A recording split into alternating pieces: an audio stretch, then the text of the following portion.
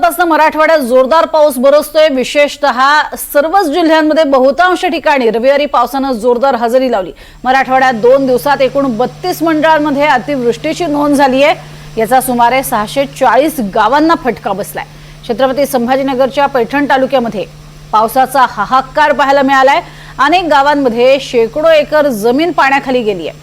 पावसाचा जोर पाहता जायकवाडी धरणाचे देखील संपूर्ण दरवाजे उघडण्यात आले होते, त्यामुळे गोदावरीला देखील मोठा पूर आलाय। एकीकडे परतीच्या पावसानं हा हाहाकार माजवलेला आहे। अधिक माहिती घेऊयात मोहसिन शेख यांच्याकडनं। मोहसिन, काय सध्याची अधिक माहिती?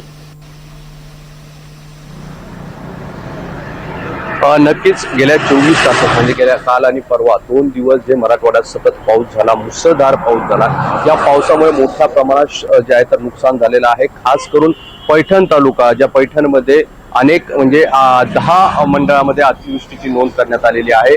गावची गावं आणि तिथली शेती ही पाण्याखाली गेल्याचं चित्र आपल्याला पाहायला मिळतंय। मराठवाड्यात सगळीकडेच असं चित्र आहे, अनेक जिल्ह्यांमध्ये असं चित्र पाहायला मिळतंय।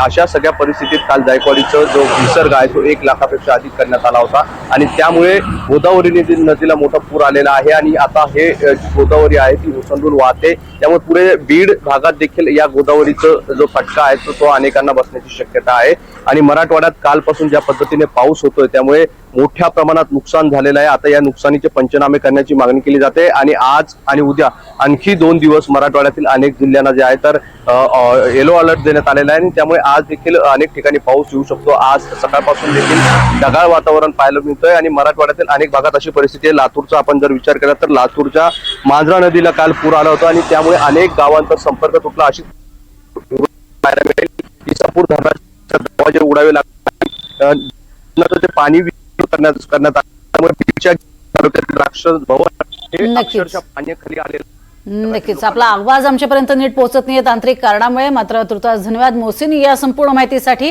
सध्याची अवस्था आपण बघितली तर मराठवाड्यामध्ये धुवाधार पाऊस कोसळतोय आणि पुढचे काही दिवस असाच पाऊस राहील असा अंदाजही वर्तवण्यात आलेला आहे।